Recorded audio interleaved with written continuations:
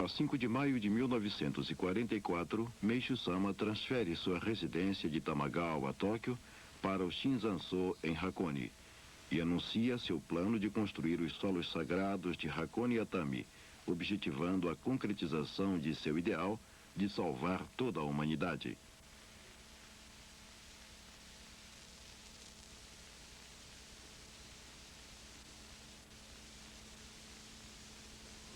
O caos causado pelo desenrolar dos últimos anos de guerra trouxe como consequência a desolação tanto espiritual quanto material do povo japonês. Voltado então para o ideal de estender ao mundo a verdadeira paz e felicidade, deu o primeiro passo iniciando a construção dos protótipos do paraíso na Terra em Hakone e Atami. O avanço das obras só foi possível graças à sincera dedicação, bem como das contribuições oferecidas com todo o amor pelos fiéis de todo o país.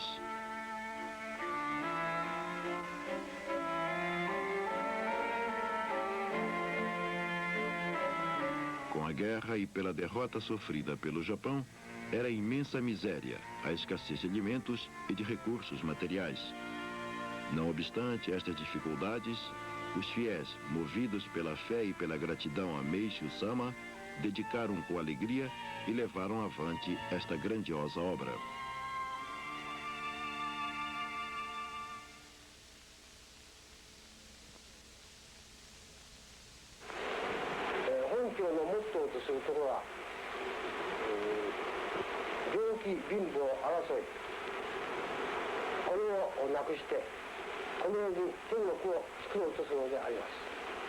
O maior objetivo de nossa igreja é construir o paraíso na Terra, um mundo consubstanciado de perfeita verdade, bem e belo. A verdade e o bem não se pode expressar materialmente, mas o belo tem forma e, para expressá-lo, construí nas montanhas de Hakone o modelo do paraíso terrestre.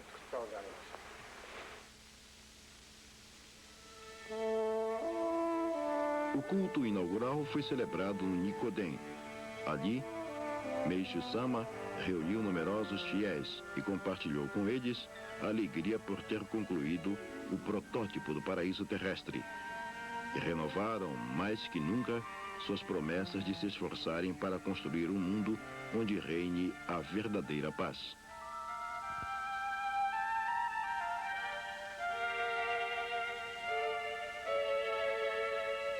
Assim, o ideal de construir um mundo de perfeita verdade, bem e belo, e juntamente com o Jorei, meio para eliminar todos os sofrimentos humanos através da dissipação das nuvens espirituais, resplandecem até os dias de hoje como verdades eternas que Meishu-sama nos deixou.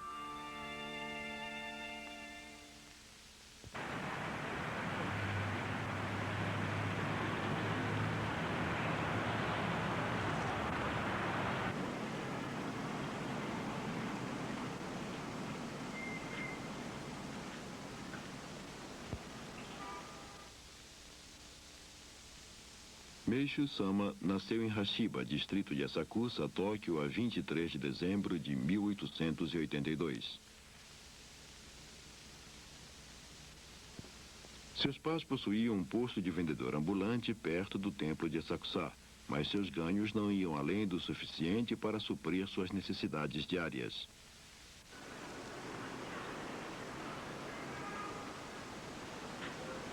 Os arredores do templo se mostram completamente diferentes. Mesmo o templo Chōshōji é apenas uma sombra do que fora na infância de Meishu-sama, que lá brincava. Em março de 1896, conclui o primeiro grau na escola Asakusa. Conta ele, então, com 13 anos de idade. No registro dos formandos consta o nome Mokichi Okada, comerciante, o que se pressupõe que, terminados os estudos, ele tenha auxiliado seus pais no ramo do comércio ambulante. A grande aspiração de Meishu-sama era seguir o caminho da arte, e apesar das dificuldades, os seus pais tudo fizeram para desenvolver a vocação do filho. No outono de 1897, ingressa na Escola de Belas Artes, atual Universidade de Belas Artes e Música de Tóquio, e que foi seu primeiro passo no caminho da pintura, seu maior desejo. Mas, passados 6 meses, uma repentina enfermidade na vista trunca bruscamente suas esperanças.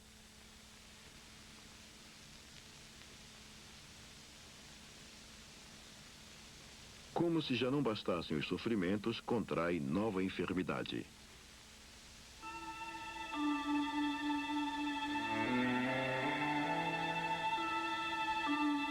Aos 15 anos, fiquei com pleuresia, conta Meishu-sama.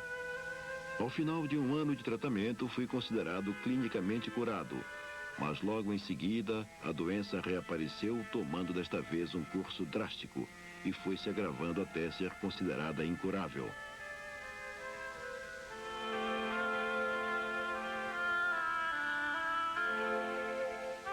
Foi então que tomei uma importante decisão. Se vou morrer de qualquer maneira, achei que não havia outro jeito senão tentar o milagre da cura através de algum método diferente. Pus-me à procura desse método.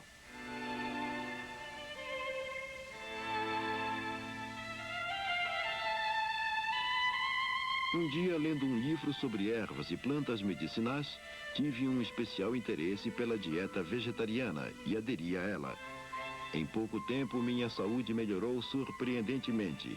Inclusive, me curei da tuberculose pulmonar, diagnosticada incurável.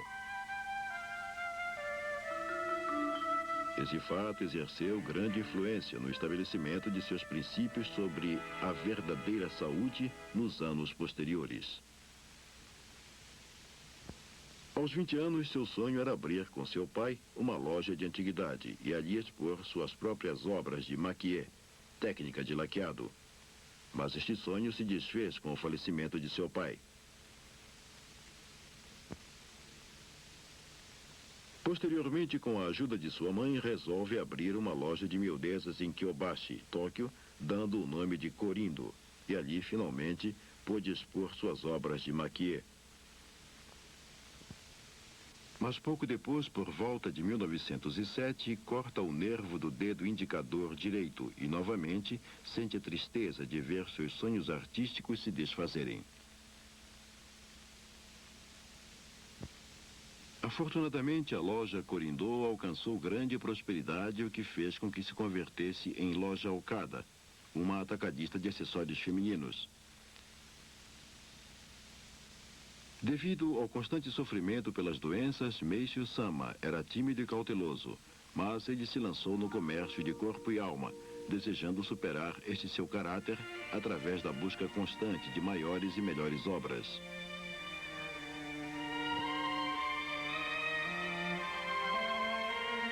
A invenção do diamante Asahi, que consiste de um adorno para uso feminino, mostra um aspecto de seu talento criador, bem como seu esforço na busca de melhores e mais belas obras.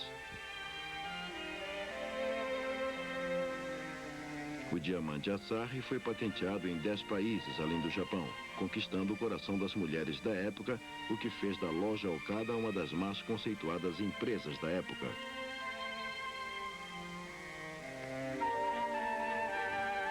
Por outro lado, suas provações não haviam terminado. Na primavera de 1919, o banco com que trabalhava abriu falência, criando uma situação financeira difícil para ele. Nesta mesma época, perde ainda sua esposa e o filho no momento do parto. Somente o forte espírito de Meishu Sama poderia ter superado todos estes infortúnios. Assim, algum tempo depois, ele encontra aquela que seria sua companheira de toda a vida. Dezembro de 1919, enlace matrimonial com Yoshi Ota, que seria posteriormente Nidai-sama. A depressão econômica que o mundo sofreu nos anos 20 repercutiu também na loja Okada, levando-a a uma situação crítica. Setembro de 1923, ocorre um terremoto em Tóquio, vitimando cerca de 100 mil pessoas e destruindo 50% do comércio. A loja Okada não foi exceção. Reparados os danos e reconstruída sua loja, a entrega ao gerente e ele segue o caminho religioso, isso em 1926.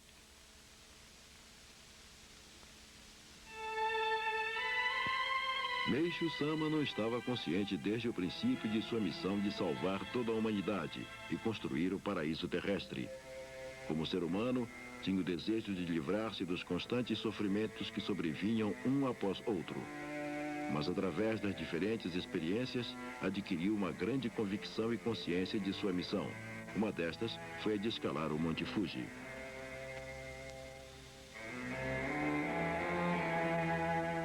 Mesmo os contínuos sofrimentos não impediram que ele seguisse firmemente este caminho. Num dos parágrafos de seu diário consta: finalmente decidi dedicar-me de corpo e alma ao caminho religioso, obedecendo à vontade divina. Como 50% de minhas ações eram vontade de Deus e 50% de minha própria consciência, eu sentia maior segurança do que as pessoas comuns, mas ao mesmo tempo, mais insegurança que elas.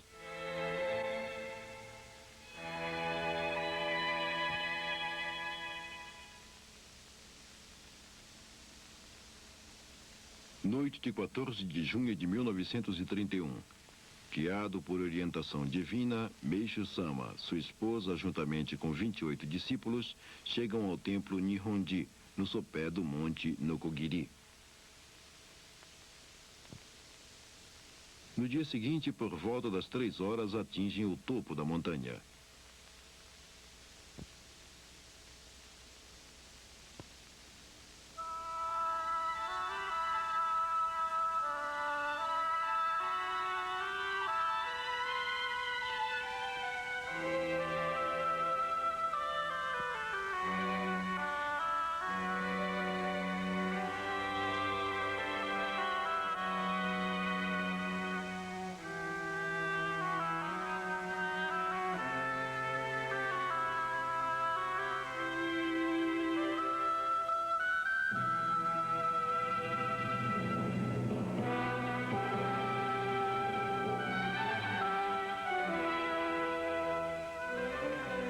Ali, voltados em direção ao sol que despontava, a comitiva liderada por Meishu Sama entoou a oração a Matsunorito.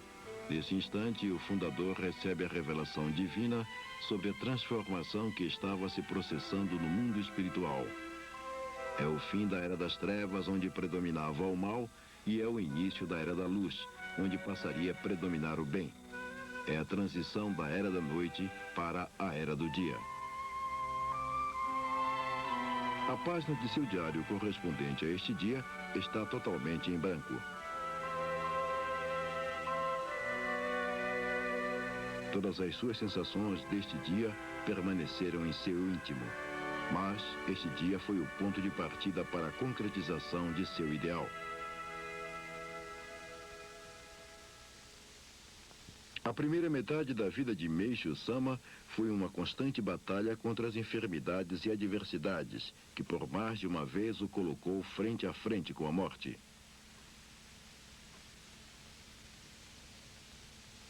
Mas sua fé nasceu exatamente neste labirinto de sofrimentos e penúrias, e pouco a pouco foi se conscientizando de sua missão confiada por Deus, a de tornar feliz toda a humanidade.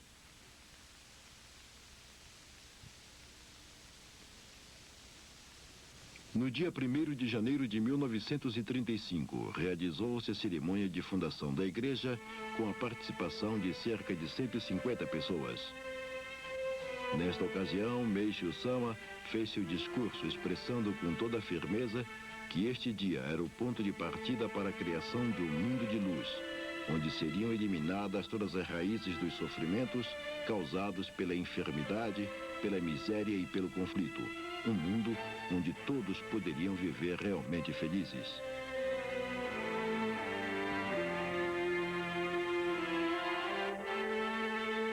Em outubro de 1935, Meishu Sama muda a sede de suas atividades para Tamagawa, Tóquio, num local onde ele denominou de Rosanso. O primeiro ensinamento transmitido por Meishu Sama foi o Jorei. Aumentava aceleradamente o número de pessoas que, atraídas pelo poder de salvação de Meishu Sama, tornavam-se seus seguidores.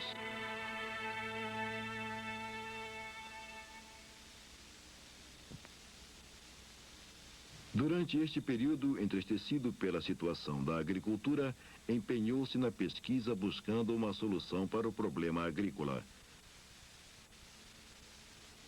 Convertendo parte de seu jardim em horta e arrozal, iniciou com seus seguidores as experiências sobre agricultura natural. Ensinou que a agricultura natural significa dar vida à força outorgada pela natureza à terra, e que este método não é patrimônio dos membros, mas sim algo que deve ser divulgado amplamente para todos os agricultores. Anos mais tarde, organizou um grupo para divulgá-lo.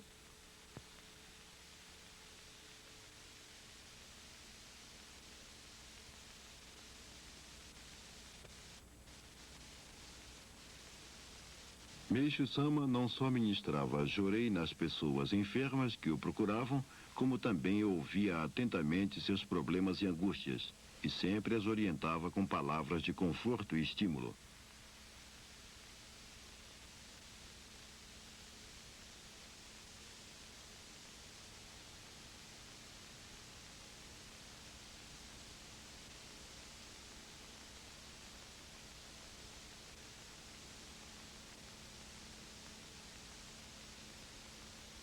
Dentro de seu atarefado dia a dia, dedicava-se também a escrever caligrafias e, em seguida, as outorgava.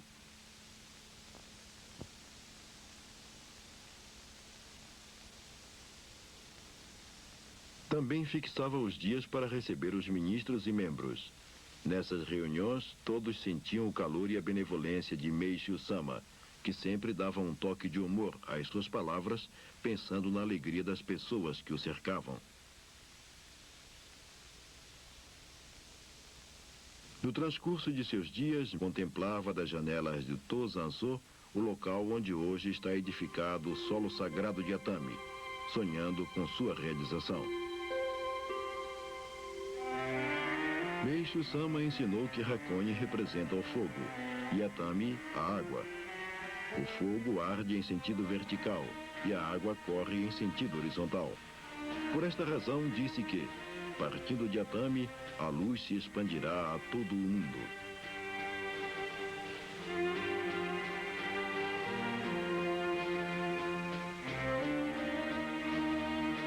Em 1946, com a preparação do terreno, pôs-se em andamento a construção do Zuiunkyo, solo sagrado de Atami.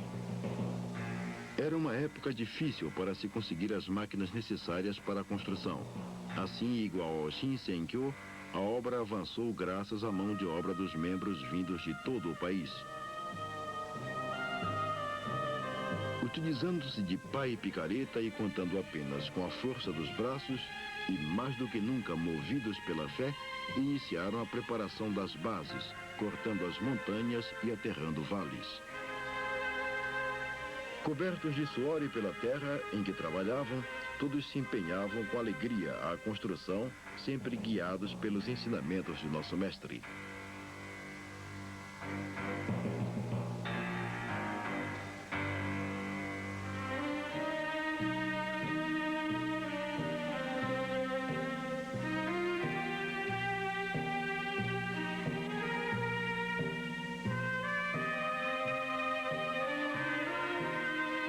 Meixo Sama visitava diariamente as obras. Agradecia e estimulava os dedicantes que também traziam em seus corações o ideal e o entusiasmo do mestre.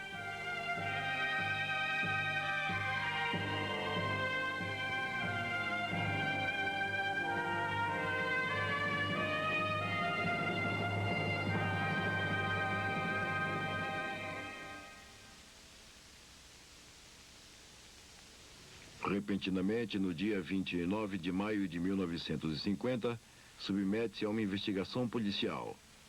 Antes e durante a guerra, era constante esta injusta perseguição às religiões.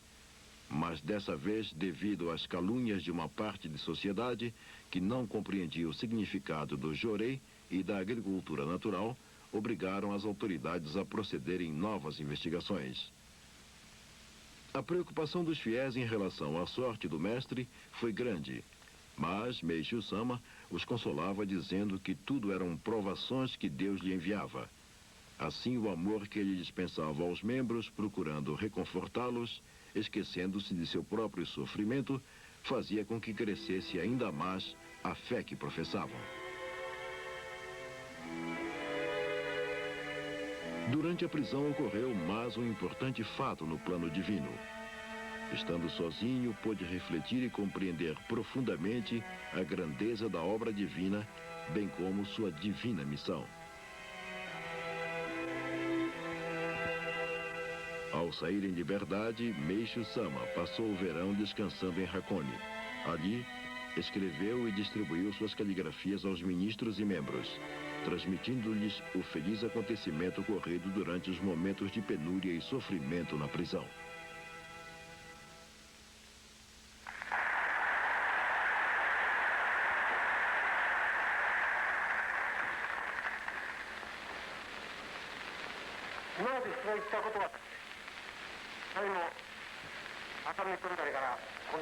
Em 22 de maio de 1951, num salão de conferências de Ribia, frente a uma plateia de mais de 3.000 pessoas, fez seu primeiro discurso público falando sobre a infelicidade e a crise que assolava o mundo, sob o título A Criação de uma Nova Civilização.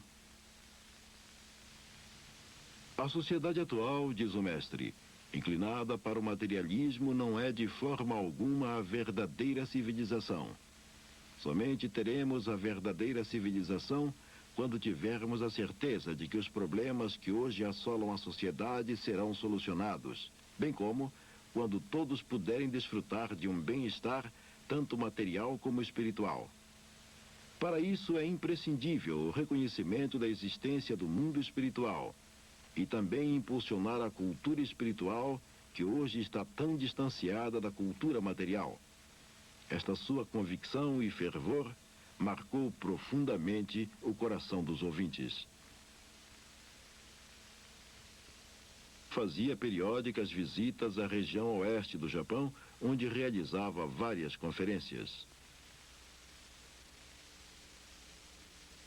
Também deleitava-se visitando antigos templos e santuários das cidades de Nara e Kyoto, onde apreciava as pinturas e esculturas lá expostas.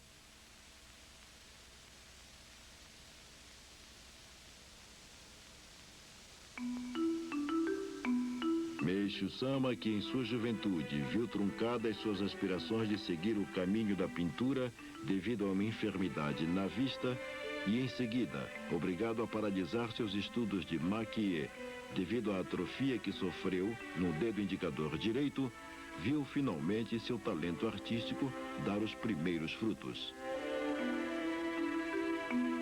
A crítica à situação reinante após a guerra obrigou muitos colecionadores de arte a colocarem suas obras à venda. Nesta época, Meixo Sama dedicou toda a sua atenção na aquisição destas obras, voltado para seu ideal de, no futuro, construir um museu de belas artes. Com isto, evitou que valiosas obras artísticas fossem vendidas ao exterior e, desta forma, seguiu firmemente seu objetivo de contribuir para o enriquecimento da consciência artística de toda a humanidade. Dentro de seu atarefado dia a dia, Meishu Sama dedicava um tempo em colecionar obras de arte, bem como em aprofundar seu conhecimento artístico. Era o momento tão esperado para realizar o sonho que nutria por muito tempo: construir um palácio de beleza. Em 15 de junho de 1952, realizou finalmente seu sonho com a inauguração do Museu de Belas Artes de Hakone. A construção deste museu não teria sido possível se não houvesse a dedicação dos ministros e membros que se empenharam sempre atentos ao mestre e voltados para seu grande ideal de construir o protótipo do paraíso terrestre. Empenharam-se de corpo e alma para sua realização. O resultado foi este magnífico museu com uma excelente coleção artística. Neste dia se fizeram presentes inúmeras personalidades dos mais variados campos. Entre elas, destacou-se a figura de Yasunari Kawabata, Prêmio Nobel de Literatura, cuja assinatura consta no registro.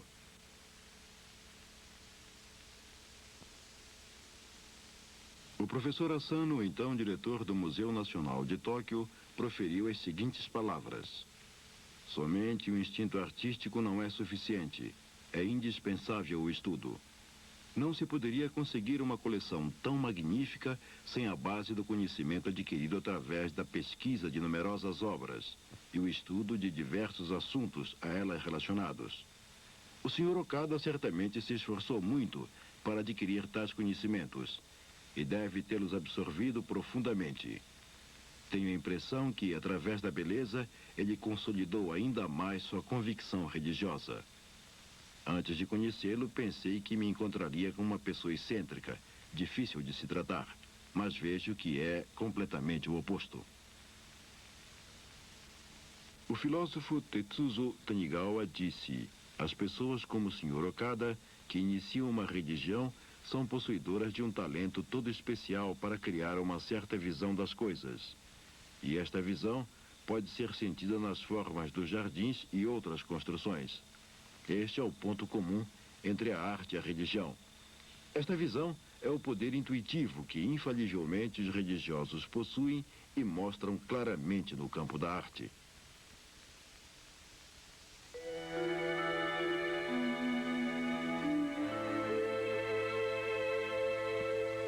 O solo sagrado Shinsenkyo se completou com a construção do Museu de Belas Artes.